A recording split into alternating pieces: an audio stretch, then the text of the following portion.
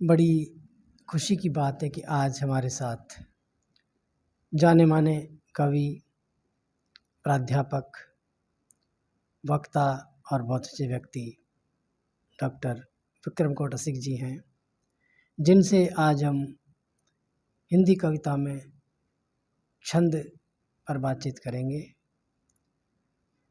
Doctor साहब, आप हिंदी पढ़ाते हैं, हिंदी साहित्य पढ़ाते हैं और एक बहुत लंबे अरसे से कविता लिख रहे हैं। आपकी अनेक कृतियाँ पाठकों के बीच आ चुकी हैं। आकाशवाणी और दूरदर्शन के अनेक चैनलों पर आप कविता पाठ करते हैं। एक आम श्रोता दर्शक के मन में जब हम हिंदी कविता में छंद की बात करते हैं तो सरल सा, सीधा सा, सहज सा सवाल ये आता है कि आखिर छंद है क्या? जी, सबसे पहले मैं आप सबका हाथ जोड़कर नमन करता हूँ और आपको भी मैं नमन करता हूँ कि आपका आशीर्वाद मेरे लिए एक वरदहस्त के रूप में सिद्ध होता है। और आपने मुझे यहाँ बुलाया, बड़ा अच्छा लग रहा है। सवाल आपका बहुत ही बढ़िया है, उत्तम है कि छंद आम जनमानस के लिए क्या होना चाहिए और छंद है क्या। सीधी सादी भाषा में एक वाक्यावली में छंद कविता की एक विधा है जो कविता को व्यवस्थित करती है। कविता को व्यवस्थित करने वाली विधा छंद कहलाता है, चाहे वह मात्रिक हो या वार्णिक हो। ये वर्णिक और मात्रिक क्या समझाओ, कुछ समझाओ। वर्णिक क्या होता है, मात्रिक क्या होता है? वार्णिक अर्थात वर्णों पर आधारित होती है, उसमें वर्णों की गिनती होती है। और मात्रिक छंद वह होता है जिसमें मात्राओं की गिनती होती है, मात्राओं की गणना होती है। मात्रा मतलब ए आ ई जो जी जी लगता है। जी तो जैसे मैं एक पंक्ति सुना रहा हूँ जी कि पूरी धरा भी साथ दे तो और बात है। जी डॉक्टर कुंवर विजयचंद की बहुत प्रसिद्ध पंक्तियां हैं। जी जी पूरी धरा भी साथ दे तो और बात है, जी पर तू जरा भी साथ दे तो और बात है। जी तो इसमें पूरी धरा, जी पूरी में अगर हम वर्णिक छंद के हिसाब से गिनेंगे तो पूरी शब्द में कितनी मात्रा होंगी? नहीं, वर्ण में मात्रा की हाँ। बात नहीं होगी। वर्ण में वर्ण की गिनती होगी। तो वर्ण में कितनी, जैसे कितने वर्ण होंगे?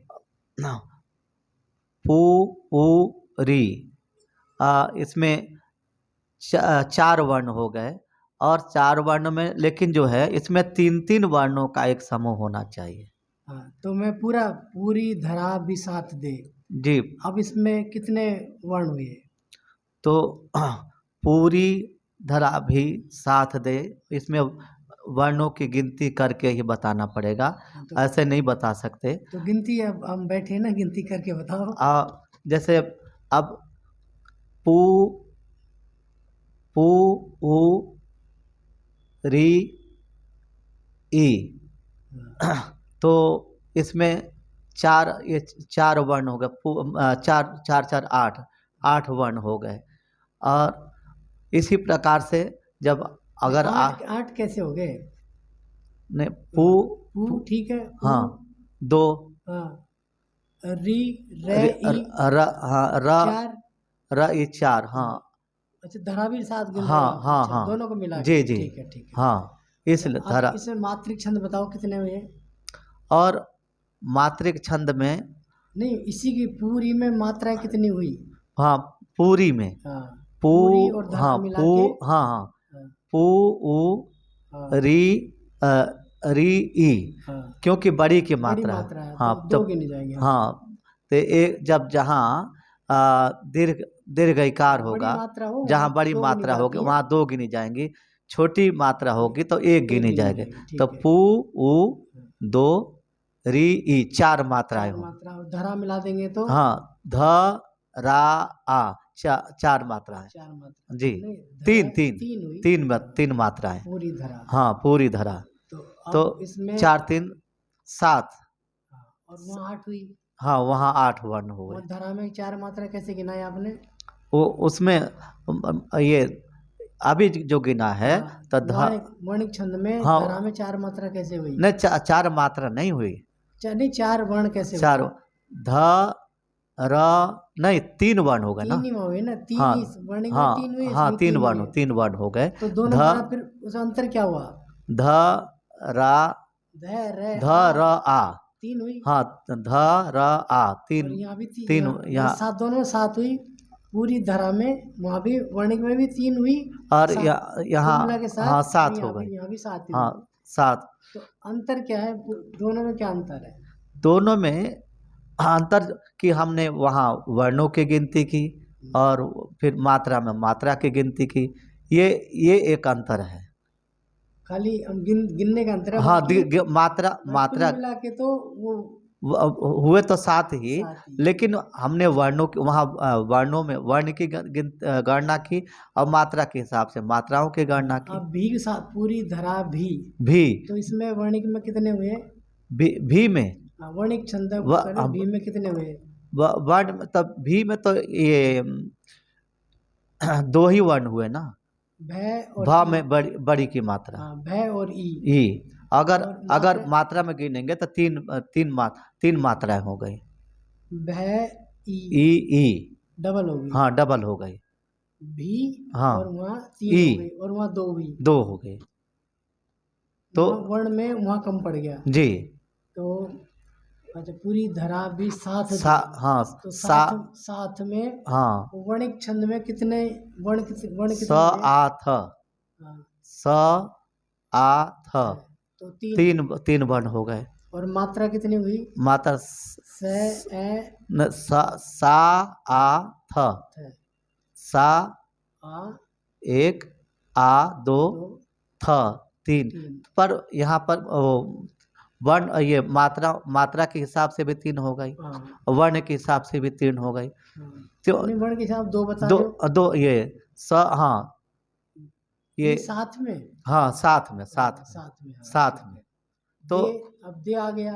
हाँ, तो दे में कितनी मात्रा हुई?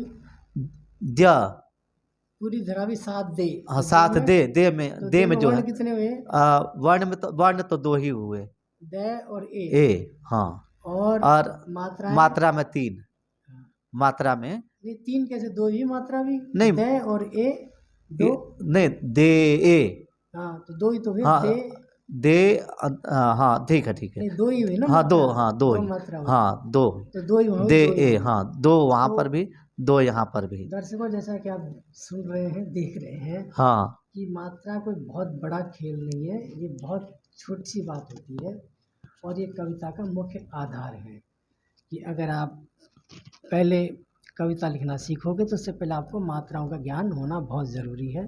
लेकिन हाँ, आजकल छंद कविता भी हो रही है, जिन्हें हम ये मान लीजिए कहते हैं कि नई कविता कह देते हैं, या आगे के बाद जो एक दौर आया नई कविता का, तो वो हम इसे नई कविता या छंद मुक्त कविता, या अब एक कविता में एक अकविता और आ गई एक नई अकविता जी। तो अब अकविता क्या, कुछ समझाएंगे कविता क्या होती है? अकविता जो कविता के नज़दीक आ करके और गद्यात्मक हो जाए। कविता के नाम पर कविता है पर वो कविता नहीं है, कविता के नाम पर कविता है पर वो कविता नहीं है, उसे अकविता कहते हैं। समझा दर्शकों? जैसा कि मान लीजिए मैं कहूँ कि पूरी धरा भी साथ दे तो और बात है। अब इसको अगर मैं ये कह दूँ कि धरा साथ चले तो बात ही कुछ और है, तो ये कविता ना रहकर ये एक बात हो जाएगी, जो कविता तो कह सकते हो आप, लेकिन इसका मतलब ये हुआ कि आपको कविता करने का अभी पूरा ज्ञान नहीं है, आप सीखने की कतार में हो। तो कविता शब्दों का उल्लंघन होता है, यानी कि अगर आपने जी। शब्दों का उल्लंघन कर दिया तो कविता होगी। जी। अब उल्लंघन ये नहीं कि वो अतारतम्य हो जाए, तारतम्यता होनी चाहिए उसमें। उल्लंघन ये नहीं कि आप बात करें उसको पलट दो, पूरी जी। धरा भी साथ दे तो और बात है। यानी आपने आगे की पंक्ति के बगैर हम पूरा स्पष्ट नहीं कर पाएंगे, पर तू जरा भी साथ दे तो और बात है। तो धरा को जरा से जोड़ा है, हाँ। तब ये कविता बनी है। जी। और अगर आप इसको शुरू में कुछ और कह दोगे कि पूरी धरा भी साथ दे तो बात ही कुछ और है, हाँ, तो और बात गड़बड़ तो हो जाएगी। बात गड़बड़ हो जाएगी। जी।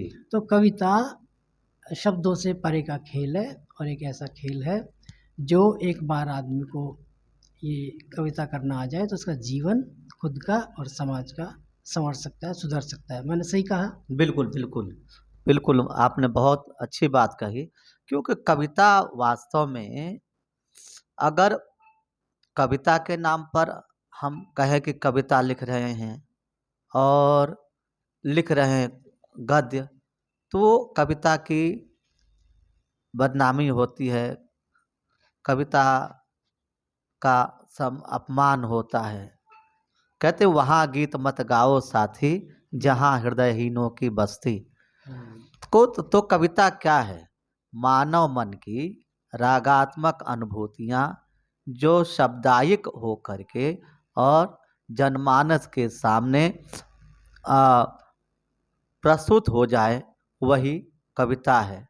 और क अर्थात कल्पना, वि अर्थात विचार, और ता अर्थात तारतम्य या तालमेल।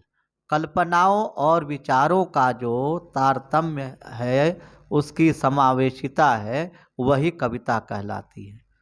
और पंडित राज जगन्नाथ ने कहा कि रमणीयार्थ प्रतिपादकः शब्दः काव्यम। तो रमणीयता के अर्थ को वह शब्द जो प्रतिपादित करे, रमणीयता के अर्थ को प्रतिपादित करने वाला जो शब्द होता है, वह कविता, वह काव्य होता है, वो कविता होती है। और कविता की व्यवस्था जब तक ठीक प्रकार से नहीं होगी, कविता व्यवस्थित नहीं होगी, तो वो कविता ऐसे जलधारा के समान होगी जो इधर उधर बह जाएगी। कविता तो अजस्र धारा के समान, धारा अनवरत बहती रहने वाली जो काव्य गंगा है, वो कविता है। और मानव मन की जो अनुभूतियाँ होती हैं, वो कविता है, और काव्य के रूप में प्रस्फुटित होकर के जनमानस के सामने प्रस्तुत हो जाती हैं। कवि प्रस्तुत कर देता है, परोस देता है, अपनी प्रसव पीड़ा को परोस देता है।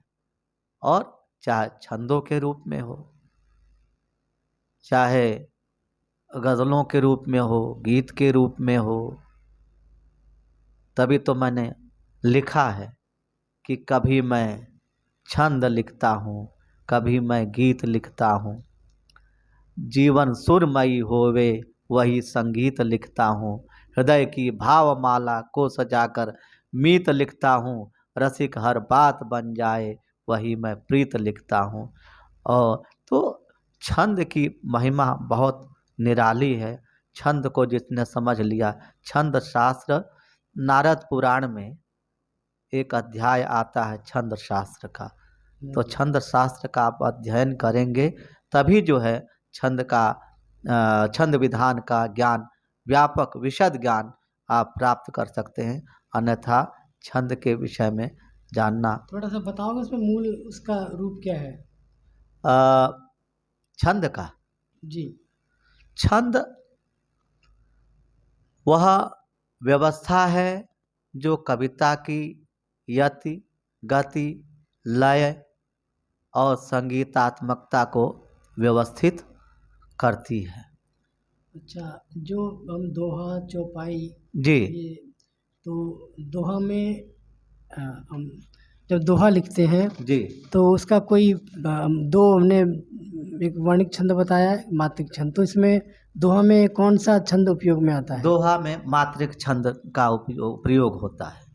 और दोहा जो है 13-11 13-11 का जो प्रथम पंक्ति 13 की होती है और द्वितीय चरण 11 का होता है, फिर तृतीय 13 का और फिर चौथा 11 का। एक कोई ऐसा दोहा सुना के बताइए जिसमें उसका मात्राओं का हमारे दर्शक श्रोताओं को ज्ञान करा सके। जैसे जय गिरिजापति खल दलन, मेरा दोहा है, जय गिरिजापति खल दलन, ये इसमें 13 मात्राएं। हो प्रसन्न दयाल 11 और हो प्रसन्न दयाल देहु अभय वरदान मोहि 13, हरहु जटिल जंजाल 11। तो नहीं, ये असल में क्या है, आपका अपना आपको याद है, जो ऐसा कोई दोहा सुनाओ जो श्रोताओं को भी याद, दर्शकों को भी याद। चलिए कोई बात, कॉमन कबीर का कोई दोहा जिससे मात्राओं का ज्ञान उन्हें ठीक तरह बता सके। पानी केरा बुध बुधा, पानी केरा बुधा, केरा बुध बुधा, हाँ, असमानस की जात, असमानस की जात, हाँ, देखत ही छिप जाएगा ज्यों तारा पर भात। तो 4 चरण हो गए। और काकर पाथर जोरी के मस्जिद लई बनाए, चुनाई या बनाई, नहीं बनाए, बनाई, काकर पाथर जोरी के मस्जिद लई बनाए, काकर पाथर जोरी के 13 और सुन के आ का कर रे, हाँ 4 हुई ना, हाँ, काकर पाथर, हाँ, पे आ थे रे, 4 4 8, हाँ, जो जय ओ रे 3, 8 3 11, हाँ, के, हाँ के, अब 2 होगी इसमें, हाँ 11 तो 13, नहीं, काकर 4, हाँ, पाथर 4, हाँ, हाँ, जोड़ 3, हाँ, नहीं जो 3 नहीं, जो ओ, हाँ, जो ओ र, हाँ ठीक, तो 3 हुई ना, हाँ ठीक है, 4 8 3 11, हाँ, और के 14, 14 कैसे, काकर 4, पाथर 4, हाँ, जोड़ 3, हाँ 4 4 8 3 8 3 11, 8 और जोड़ 2, हाँ, जो काकर 4, हाँ, पाथर 4 8, हाँ, और जोड़ 3, हाँ 11, 8 3 11 और के 2, तो 13 हो गई, हाँ, है ना। हाँ, मस्जिद लई चुनाई, हाँ, मस्जिद लई बनाई, एक ही बात है, हाँ, मस्जिद 4, हाँ, मैं से को आधा कर देंगे, हाँ, हाँ, मस्जिद 1 कर देंगे से और जय को, हाँ, हाँ, यह पूरा मस्जिद नहीं है ना, मस्जिद आधा है, मस्जिद आधा है ना, तो मैं से जय 1 कर देंगे, मैं 1 से जय 1, हाँ 2, जिद, हाँ जिद, हाँ जिद, 2, हाँ 3 हो गई, मस्जिद में 3 हो गई, हाँ ठीक है, मस्जिद में 3, हाँ, लई लई 3 3 6, हाँ, बनाय, बनाए बे ना आए 4, तो 6 4 नहीं, गड़बड़ हो रहा है, मस्जिद लई, मस्जिद में 4, मस्जिद में 3, हाँ, लई में 3, हाँ, मस्जिद लई बनाई, बनाए ब ना आ 4, ई 5 हो गई, हाँ, तो ऐसे करके 6 और 5 11, 11, तो मस्जिद में हम अगर ऐसी 2 आधा अगर मात्रा है तो उसको आधी को 1 दोनों को मिला के 1 कर देते हैं, दोनों को मिला, हाँ जी, हाँ जी, तो जी, ता चढ़ी मुल्ला बांग दे, हाँ, ता 2, हाँ, चढ़ी 3, हाँ, नहीं ता हाँ ठीक है, 3 हो गई, हाँ, हाँ, ता चढ़ी मुल्ला बांग दे, मुल्ला, हाँ मुल्ला 3, बांग 3 दे, हाँ, तो ता 2, ता चढ़ी 4 3 2 3 5, 5 चढ़ी मुल्ला बांग दे 5 3 8, और बांग दे 10, 8 2 10, ताछड़ी मुल्ला बांग दे, मुल्ला 3 आ गया, मुल्ला 3, ठीक है, हो गई 13 हो गई, हाँ, क्या बहरा हुआ खुदा, हाँ, तो क्या दो। हाँ, इसी में सब चलता रहेगा। अब हाँ, इसी यानी में जो है हाँ, ये सब चलता रहेगा। इसे मतलब वो 13-11 पार्ट कर लो अपने हाँ अपने तेरह, हिसाब से, हाँ अपने अपने हिसाब से। हाँ अपने 13 तो 11 13 11 का वो पार्ट हो करके वो 4 चरण बन जाते हैं। तो 4 चरणों का एक दोहा होता है। ठीक उसी का उल्टा सोरठा है। जी, उसी का सोरठा में उल्टा क्या होता है? सोरठा में जो है 11 13 11 13 होता है। तो उसको जैसे मान लीजिए हम वो तो मात्रा बना दी, हाँ हाँ तो अगर हम 13 को गा के पढ़ेंगे हाँ और 11 वाली सोरठा गा के पढ़ेंगे, हाँ। तो अंतर गाने में क्या आ जाएगा? अंतर गाने में होगा जैसे कि जैसे आप कोई दोहा गा के बताओ। ये सोरठा नहीं, हाँ पहले आप दोहा गाओ। दोहा गाऊं। हाँ, दोहा जैसे गाता गा हूँ के ये जी। जो सब जानते हो कबीर का कोई, जैसे ये काकर पासे जोड़ के हाँ ये गा दो। काकर पाथर जोरी के मस्जिद लई बनाए ता चढ़ी मुल्ला बांग दे क्या बहरो हुआ खुदाए। ये अब इसको, दोहा हो गया। अब ठीक है, अब इसको अगर हम सोरठा के रूप में गाएं तो हाँ गा हाँ सकते हैं क्या? सोरठा के रूप में हाँ गा सकते हैं। गा के का बताओ। काकर पाथर जोड़ के मस्जिद लई बनाए मस्जिद लई बनाए काकर पाथर जोड़ के का का नहीं, वो तो नहीं, रहने दो, इतना हो गया। हाँ लेकिन ये मतलब आपको उल्टा करना पड़ेगा, कुल उल्टा मिला के करना पड़ा उल्टा करना पड़ेगा। मस्जिद लई यानी पहले बनाए उसको लाना पड़ेगा। काकर पाथर जोड़ के हाँ हाँ, क्या बहरो हुआ खुदाए हाँ मतलब ता आपको चढ़ी मुल्ला बांग दे। उल्टा कर दिया मैंने। उल्टा, मतलब आपको उल्टा करना हाँ पड़ेगा। तो मतलब आपको कविता की व्यवस्था को बनाए रखना पड़ेगा, जी जी इसलिए हमको उसको उल्टा करना उल्टा पड़ेगा। करना ठीक पड़ेगा है, और एक सोरठा हो गया, जी। एक हो गया आपका दोहा चौपाई। चौपाई भी तो है, चौपाई में चौपाई क्या होता है? जी उसमें चौपाई में कौन सा छंद प्रयोग होता है? चौपाई का मतलब आपको पता ही है। हाँ, चौ मतलब 4 हाँ, और पाई मतलब पाया। हाँ, 4 पायों पर जो आधारित होती जी। है उसे चौपाई आ जाओ तो उसमें चौपाया कौन सा का। छंद प्रयोग होता है? इसमें जो है इसमें भी मात्रिक छंद का यही ये भी तो मात्रिक छंद है। मात्रिक को दो मात्रिक नहीं, हाँ दोनों इसमें इसमें वर्ण मात्रा दोनों शायद मेरे। नहीं नहीं मात्रिक ही छंद है। हाँ, मात्रिक तो मात्रिक इसमें 16 16 4 4 मात्राओं का हम्म, के 4 समूह होते हैं। 4 4 मात्राओं के मतलब 4 लाइनें होती हैं। हाँ 4 लाइनें होती हैं जी। तो 4 इसमें पहली में 16 होती हैं, हाँ दूसरी में 16 होती हैं, दूसरे में 16 वो मतलब 32-32 करके बनती हैं। नहीं नहीं नहीं वो स्वतंत्र होती है 16 हाँ 16। हाँ स्वतंत्र होती ना। ये एक चौपाई में बल्कि चौपाई के दोनों लाइनों में हाँ, ये 16 16 मात्राएं होती हैं। जैसे जय हनुमान ज्ञान गुण सागर हाँ 16 हो गए। हाँ जय कपीस तिहु लोक उजागर।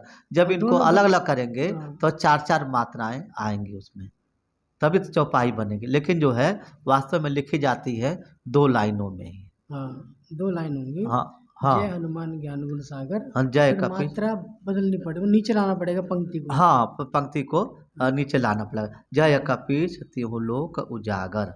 तो ये अपने आप में ये 16 16 मात्राओं की ये पंक्ति होगा। और दोहे में एक लाइन पूरी पहली पूरी पंक्ति जाएगी, जी हाँ फिर दूसरी पंक्ति आएगी, दूसरी तो पंक्ति उसमें आए 2 लाइन ही होंगी। हाँ हाँ हाँ तो दोहा और चौपाई, श्रोता आपने दर्शकों आपने सुना कि दोहा यानी 2, उसका संबंध 2 से है। 2 से है और चौपाई उसका 4 से संबंध है। 4 से है।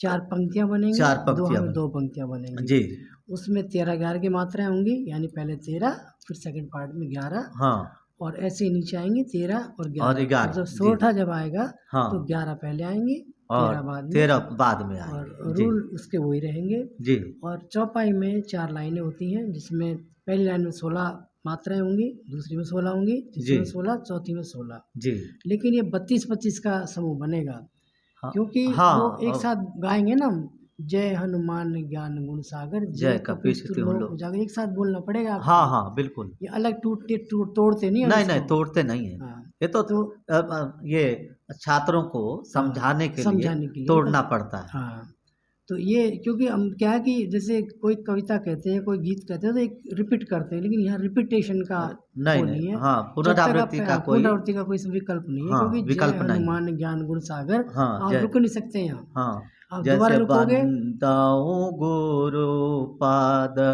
पदोमा परागा सुरचि सुबास सरस अनुरागा আমি আমুরি মায়া চূরণ চারু সমান सकल भावा रुज परिवार। गाने में तो आप थोड़ा सा जो है जो विलंबित लय में गाएंगे तो ये थोड़ा टूटता है, लेकिन जो है सीधे सर पर चलता जाएगा। नहीं मतलब रिपीटेशन इसमें पुनरावृत्ति नहीं नहीं, होती। पुनरावृत्ति का कोई प्रश्न ही नहीं है। मतलब ये अगर आप करोगे तो लोगों के आपको कविता का ज्ञान नहीं है। नहीं, ठीक है, हम आगे बढ़ते हैं जी कि छंद में एक और जब हम मान लीजिए कोई गाना नहीं जानता जी जी, तो क्या वो भी छंद लिख सकता है, बना सकता है? उसके लिए कोई अलग से रूल होता है अपने आप जैसे नहीं कभी- नहीं नहीं, कोई अलग से विधान नहीं है। छंद कोई जो, अगर आप छंद गा नहीं सकते, आप वैसे पढ़ सकते हैं, जिसको उर्दू में हम लहजा कहते हैं, हाँ, उसमें भी पढ़ सकते हैं। जैसे कि झहरी झहरी झीनी बूंद है परत मानो, घहरी घहरी घटा घेरी है गगन में, आन कहो श्याम मसो चलो झूली बेको आज, फूली न समानी ऐसी भई हो मगन में, चाहत चाहती उठे उठी गई सी निगोरी नींद, सोई गए भाग मेरे जानी वा जगन में, और आँख खोले देखो तो न घन है न घन श्याम, वाई बूंदे छाई मेरे आंसू है दरगन में। तो ऐसे भी आप पढ़ सकते हैं छंद को। और चाहे ये कवित्व हो या घनाक्षरी हो या सवैया हो, और सवैया में भी अनेक प्रकार, खैर उसकी चर्चा होगी तो करेंगे। तो अच्छा। इस प्रकार से भी आप पढ़ सकते हैं। इसमें मात्राओं कहीं ऊपर नीचे कर सकते हैं क्या? मतलब जब आप जैसे रहीमन धागा प्रेम का मत तोड़ो चटकाए, हाँ, अब टूटे छिटकाए से शब्द होता ही नहीं है। नहीं, चटकाए, चिटका, हाँ, चटकाए है, चटकाए। ठीक है, तो शब्द अभी तो चटकाना हमने शब्द बनाया। है, चटकाना जो है शब्द होता है। चटकाना मतलब चटकाना थोड़ा सा खींच कर जैसे चटक जाए, वो छिटकाइए चटकाइए। चटकाए, चटकाए, चटकाए, रहीमन धागा प्रेम का मत तोड़ो चटकाए, जबरदस्ती बरबस जो है, अगर तोड़ोगे तो टूट जाएगा। अगर उंगली को आप खींच रहे हैं वो जबरदस्ती, तो टूटेगी ही, चटक जाएगा, चटक जाएगी। अंगुली चटकती है वो, हाँ, वो वाली अंगुली। हाँ हाँ हाँ, तो रहीमन धागा प्रेम का मत तोड़ो चटकाए, तोड़े बात जुड़े नहीं, हाँ, जुड़े जुड़े गांठ। जुड़े गांठ पड़ जाए। अब जाए शब्द है कहीं, हाँ, जाए, जाए, तो हाँ, यहाँ रहीमन धागा प्रेम का मत तोड़ो चटकाए, टूटे से फिर ना जुड़े, जुड़े गांठ पड़ जाए। तो जाए तो तुकबंदी के लिए किया है ना, ऐसा शब्द है क्या? जाए शब्द है? जाए नहीं, तुकबंदी, जाए शब्द है, जाए शब्द ब्रिज में जाए शब्द होता है।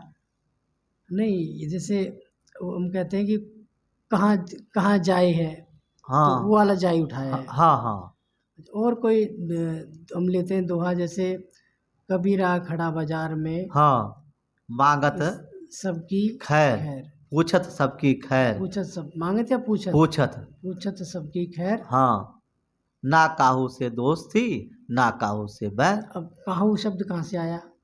ना काहू से मतलब ना किसी से, किसी से। काहू शब्द ब्रज भाषा का शब्द है ना, ये काहू जो शब्द है आपके राजस्थान में भी बोलते हैं, ब्रज भाषा में भी बोलते हैं शब्द काहू, मतलब कोई। हाँ, तो ये देखो उस टाइम पे तो शब्दों के हमारे पास बहुत, तो हम देशज शब्द उठा लेते थे, हाँ, है ना? तो देशज शब्द है ये। हाँ, तो देश शब्द से उठा हाँ, के ये देशज शब्द है। शब्दों के 4 प्रकार आपने पढ़े ही होंगे। ये प्रयोगात्मक रूप से, ये प्रयोग के आधार पर, मैंने व्याकरण में लिखा अपने, प्रयोग के आधार पर शब्द 4 प्रकार के होते हैं। एक तो तद्भव, दूसरा तत्सम, और तीसरा जो है देशज, चौथा विदेशज या देशी या और विदेशी, जो भी ये भी कह सकते हैं। तो ये जो है देशज शब्द है ना। जो देहात में हाँ देहात में बोला जाता जी है जी हाँ और उसको हम कविता की सुविधा के अनुसार प्रयोग कर लेते जी हैं। हाँ हाँ तो तो इसमें मैं पूछ रहा था, सवाल हमारा ये था, हम वहाँ से हट गए हाँ हाँ कि क्या मात्राओं को छोटा बड़ा कर सकते हैं क्या? छोटा बड़ा वो कविता की धारा प्रवाह के आधार पर हम प्रयोग कर सकते हैं। मतलब उसको जैसे अ, बड़ी बड़ी मात्रा को उस छोटी कर सकते हैं, जी हाँ छोटी को बड़ी कर सकते हैं। छोटी को बड़ी कर सकते हैं, हाँ कर सकते हैं। ये हालांकि गलत है, लेकिन कविता जब जब गाई जाती है हाँ तो तो उसकी लय कविता को में जो है हाँ, कविता में कविता का व्याकरण नहीं है, कविता का छंद का व्याकरण है, पर कविता की धारा प्रवाह का या मीटर जिसको कहते हैं उसका कोई व्याकरण नहीं है। तो उसको अपने आप हम जो है धारा प्रवाह के आधार पर उसको बिठाते हैं, उसको गढ़ते हैं, उसका सृजन करते हैं। मतलब जब हम कविता को गीत को गाते हैं जी जी तो मात्राओं को छोटी बड़ी कर सकते हैं जी और ये इसीलिए कर सकते हैं कि ताकि वो गाने में सुविधा रहे, लय बन सके उसकी। जी जी तो लय का कितना बड़ा योगदान होता है? लय का बहुत बड़ा योगदान होता है। लयात्मकता ना हो तो कुछ नहीं है। लेकिन जो है अगर हम उसमें साहित्य शास्त्र में जाते हैं तो साहित्य शास्त्र कहता है कि लय यति गति ये सबका समावेश होना चाहिए। इन सबके समावेश को ही छंद कहा जाता है, जो कविता को व्यवस्थित रखता है।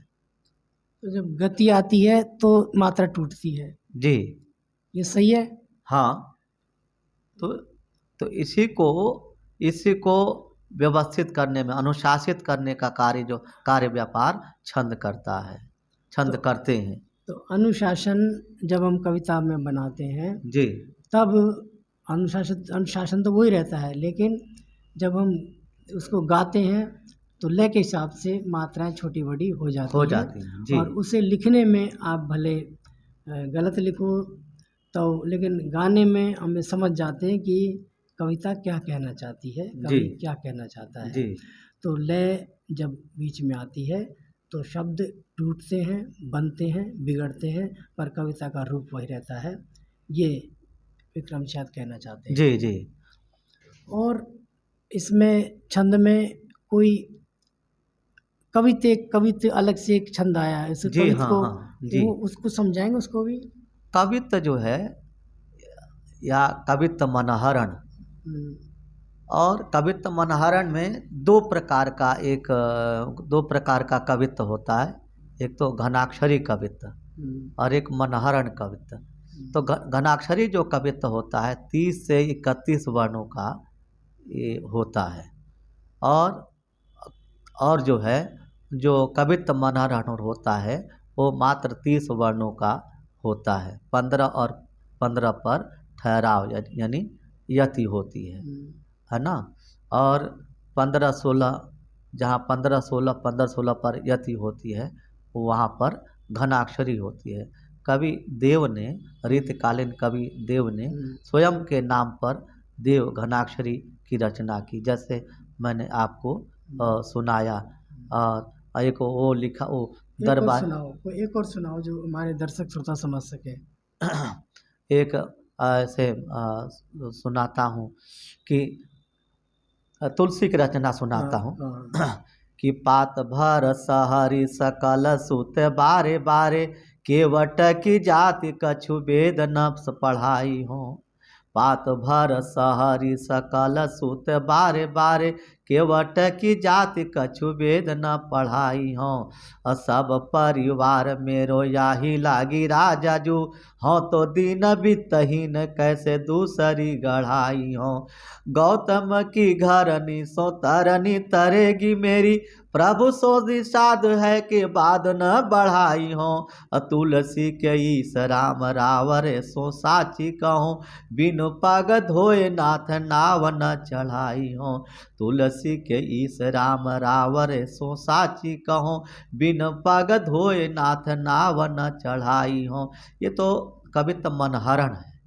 अब घनाक्षरी की बात आते हैं। घनाक्षरी में मैंने सुनाया था आपको एक लहजे में, दूसरा सुनाओ। और दूसरा सुना देता हूँ कि चंचला चमा के चहूँ ओ, पद्माकर की, चंचला चमा के चहूँ और न ते चाह भरी चरज गईत, फेरी चर जन लागिरी, घन घूमड़ी घूमड़ी घटा घन की घनेरी आवे, गरज गईत फेरी गरजन लागिरी, कहे पदमा कर लवंगन किलोन लता, चर जगईत फेरी चर जन लागिरी, कैसे धरो धीर वीर त्रिविध समीर तनु, तर जगईत फेरी तर जन लागिरी, कैसे धरो धीर वीर त्रिविध समीर तनु, तर जगईत फेरी तर जन लागिरी। तो इस प्रकार से ऐसे ये जो छंद होते हैं ये घनाक्षरी छंद होते हैं, जिनके अक्षर ही घने हों। घनाक्षरी घनाक्षरी कवित्त वे कवित्त होते हैं जिनकी अक्षरों में घनिष्ठता हो या जो घने हों, तो उन्हें जो है हम घनाक्षरी छंद कहते हैं, जो 31 वर्णों का होता है वो। तो दर्शकों, मात्राएं तो हम आपको गिनाएंगे नहीं, मात्रा ज्ञान हमने आपको बता दिया था पहले। तो ये कुछ नियम है छंद के, और अगर आप कविता लिखते हैं तो ज़रूर इनको जानिए, समझिए, और तभी आप कविता की इस दुनिया में बहुत कुछ कर सकते हैं। और हमारे साथ डॉक्टर विक्रम गौड़ सिंह जी, हम इनसे आखिर में जानना चाहेंगे कोई ऐसी बात जो छंद से संबंधित हो और आप बताना चाहते हैं, तो हम जब अगली क्लास करें तो उससे पहले कि कोई ऐसी बात जो आप बताना चाहते हो तो ज़रूर बताएं। जी, मैं आपको यही बताना चाहूँगा कि छंद की जब चर्चा हुई तो छंद में जो है मात्रिक छंद बताया मैंने, और वार्णिक छंद में भी कवित्त पर चर्चा की, पर सवैया पर चर्चा नहीं की। बिल्कुल। सवैया जो है अब सवैया जो है 2 प्रकार का होता है। एक तो मतगयंद छंद होता है, जो जिसका प्रवाह जो है, मतगयंद किसको कहते हैं? गयंद का मतलब होता है हस्ती, हाथी। और हाथी कैसे चलता है? मस्ती में चलता है, मदमस्त होकर चलता है, तो उसके समान उसका प्रवाह होता है। हालांकि अभी तो बहुत सारे छंद हैं और संस्कृत के छंद हैं, उन पर चर्चा मैंने की नहीं अभी इसको, क्योंकि दर्शक ज़्यादा सुनते हैं तो बोर हो जाते हैं, तो इतना ही रखो इसको। हाँ, अगले उसमें जी, तो मतगयंद छंद होता है। इसमें 8 सगण होते हैं, और 8 सगण जो होते हैं वो, और इसमें 24 वर्ण होते हैं। मैंने लिखा था कि 8 सगन त्रिवरन के वरन होत 24, दुर्मिल छंद बखानियत लघु लघु गुरु कबीर। इसमें 2 लघु और 1 गुरु होता है ना, ये उसमें दुर्मिल छंद में। और मतगयंद छंद में 8 भगड़ होते हैं, भा न स, पहला 1 गुरु और 2 लघु। आरंभ में 1 गुरु होगा और अंत में 2 लघु होंगे। इनका उदाहरण देख लीजिए मतगयंद का, कि भाग के भीर अभीरनते, गही गोविंद लय गई भीतर गोरी, और जो भाई करी मन की पदमा कर, ऊपर नाई अबीर की झोरी, अच्छीन पीताम्बर कंबर तय, पुनिमीण बिदा दय पुनिमीण कपोलन बिदा दई रोरी, नैन नचाई कही मुस्काई, लला फिर आइयो खेलन होरी। हाँ, तो इस पे अगली इसमें बात करेंगे। फिलहाल हम बस यहीं विदा लेते हैं। नमस्कार।